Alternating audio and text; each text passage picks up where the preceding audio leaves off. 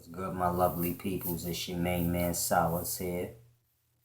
I want to do this quick video. My boy Mario Turner, he said his peoples wanted to know a couple of questions, so I'm gonna go ahead and break those down right quick.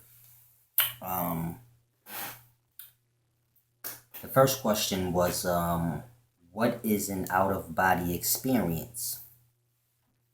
Now, we must understand that an out-of-body experience is when a person basically see themselves out of the body, meaning the spirit is looking at the body.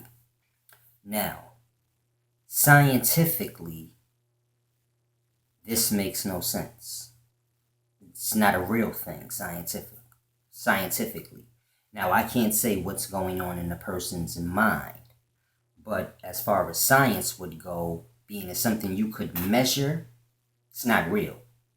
Now, the reason I say that is because when a person has an out-of-body experience, they're the only person that sees this out-of-body experience.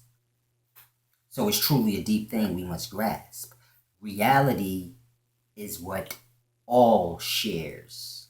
Meaning, if you have an out-of-body experience and everyone that's there can see it, then it's a real thing. Now, if no one's never there when you have an out-of-body experience, there lies the dilemma. Because we have to understand that crazy is a reality. It's almost as if now that a person dives into this knowledge, we lose the tendency of viewing crazy as still being a reality amongst things. So now if a man says he has an out-of-body experience, or a man says he travels with his mind, and so on and so forth, we don't look at these people as crazy. But that can always be an option.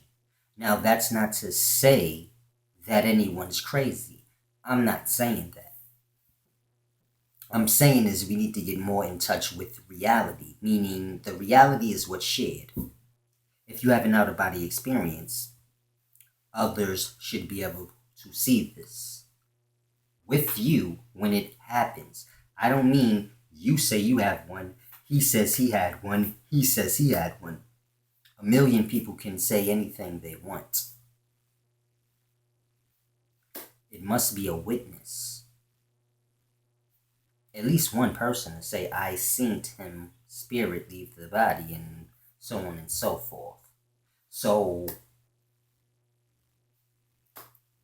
it's not technically a reality. We have to remember the brain can wander off on its own accord.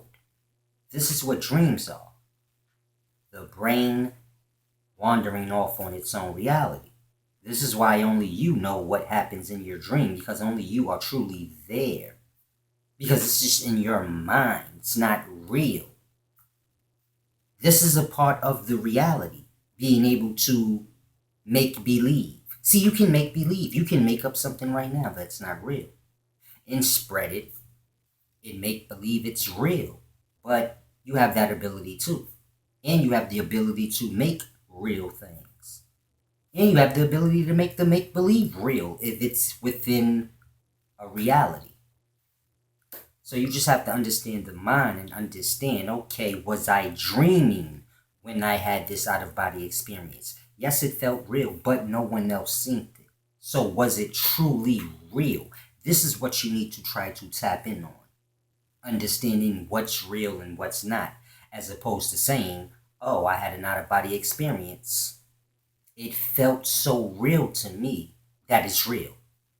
Because I've had dreams that felt so real. But I just know they wasn't. Because I woke up. And the person that had the out-of-body experience woke up. Now, I was also asked by Mario, have I ever experienced an out-of-body experience? No. But if I did, I would first look into if anybody else seen it. Did any of y'all see what I just did?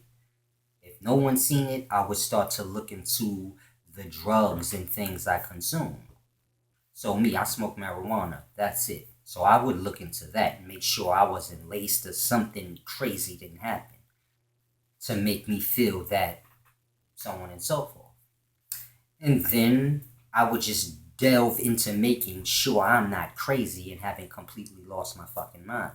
But as for me, I probably wouldn't even go into the path of thinking, yo, am I starting to lose my mind? Because I would just look at it as it was an illusion. It was a dream. My mind wandered off. At some point, I blacked the fuck out and my mind continued to wander off. Now, a person could say, man, I seen and I heard everything that they were saying in the room. Well, you wasn't dead.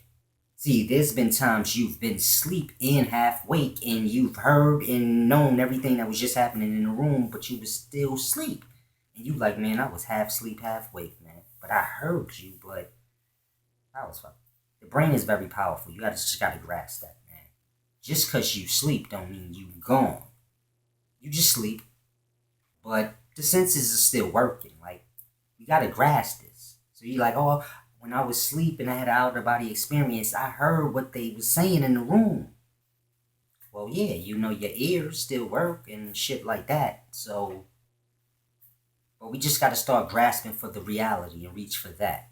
Now, if you want, you can say, yo, I know for a fact the out-of-body experience was real, and Solace don't know what he's talking about. This is where you lose yourself and go on to a pride level. Because I'm just giving you all facts. I'm not saying anything specific about anyone. I don't care if anyone had an out-of-body experience or so on and so forth. That's a man's personal thing in life. Everybody has their own personal things they experience in life. So that's your own personal experience. You figure that out.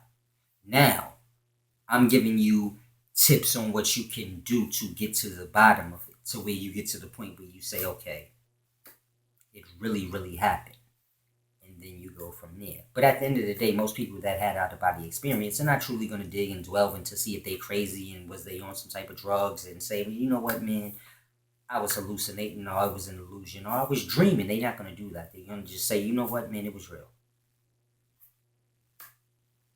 So that's pretty much what I say about out-of-body experiences. Now, that's not to say nobody didn't experience or didn't.